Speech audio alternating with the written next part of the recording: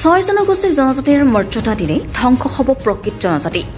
Tribal সংঘৰ সম্পাদক প্ৰধান আদিত্য শাকলাৰীয়ে ছয় জনগোষ্ঠীক জনজাতিকৰণৰ ক্ষেত্ৰত দিয়া এই মন্তব্যৰ পিছতে জাঙুৰ খাই দিছে আক্ৰাছৰ লগতে বিভিন্ন দল সংগঠন। আক্ৰাছৰ নেতা সত্যজিৎ ৰায়ে আদিত্য শাকলাৰীক খকিয়াই দি কয়, ইয়াৰ পিছত যদি জনজাতিকৰণ সম্বন্ধে এনেধৰণৰ মন্তব্য কৰে তেন্তে পৰিস্থিতি বেয়া হ'ব। চৰকাৰখনে এনেদৰে আদিত্য শাকলাৰীৰ দৰে ব্যক্তিক ব্যৱহাৰ কৰি আহিছে বুলিও অভিযোগ তোলে ছাত্ৰ নেতাগৰাকীয়ে। গোলকগঞ্জৰ পৰা বিজু ৰায় ৰিপৰ্ট, অৰুণোদয় অসম। হয়, আমি দেখা পালোঁ ফেচবুক মাধ্যমত। আচলতে এই আদিত্য শাকলাৰী কোন হয় আমি দেখিবলৈ পাইছোঁ।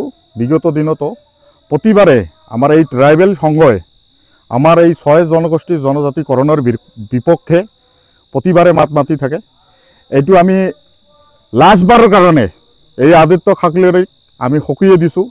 ইয়াৰ পিছত যাতে আমাৰ এই ছয় জনগোষ্ঠীৰ জনজাতিকৰণৰ বিপক্ষে মাত মাতিব নাপায়।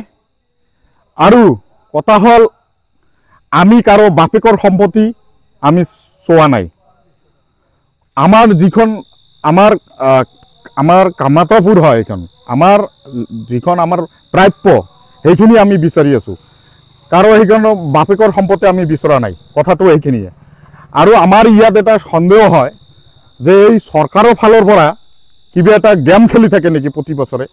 প্ৰতি বছৰে আমি দেখা পাওঁ আমাৰ যেতিয়া ইলেকশ্যন আহে সেইখিনি সময়ত এই ট্ৰাইবেল সংঘই এই আদিত্য শাকলাৰীৰ নিচিনাই মানুহে এই এনেকুৱা বিৰোধ মন্তব্য কৰে। গতিকে আমি আক্ৰাছৰ ফালৰ পৰা লাষ্ট চকীয়নি দিছোঁ যেনে ইয়াৰ পিছত আৰু আমাৰ ছয় জনগোষ্ঠী জনজাতিৰ বিপক্ষে আৰু যাতে মাত নামাতে।